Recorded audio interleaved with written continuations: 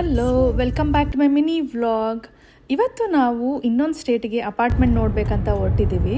V are on the way and again ನಾವು apartment ನೋಡೋದು ಯಾಕೆ ಅಂತ ಹೇಳಿದ್ರೆ, ಇವಾಗ ಮತ್ತೆ ಅಬಿಗೆ ಬೇರೆ ಆಪರ್ಚುನಿಟಿ ಸಿಕ್ತು. So he is moving to that.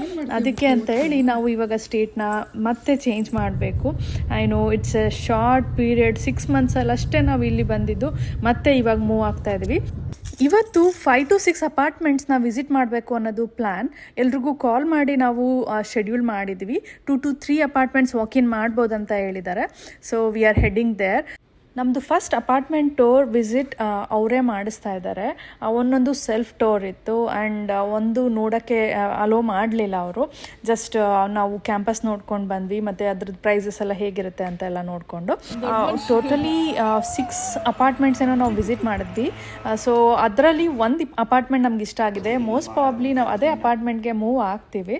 ನಿಮಗೂ ಈ ಡಿಫ್ರೆಂಟ್ ಅಪಾರ್ಟ್ಮೆಂಟ್ನ ನಾನು ತೋರ್ಸೋಕ್ಕೆ ಟ್ರೈ ಮಾಡಿದ್ದೀನಿ. ಇಲ್ಲಿ ಅಮೇರಿಕಾದಲ್ಲಿ ಹೇಗಿರುತ್ತೆ ಅಂತ ನಿಮಗೂ ಒಂದು ಐಡಿಯಾ ಬಂದಿರುತ್ತೆ. ಮಾರ್ನಿಂಗಿಂದ ಸ್ಟಾರ್ಟ್ ಮಾಡಿ once at all we finished visiting all the apartments. ಮುಗಿಸ್ಕೊಂಡು ಇವಾಗ ಊಟಕ್ಕೆ ಬಂದಿದ್ದೀವಿ.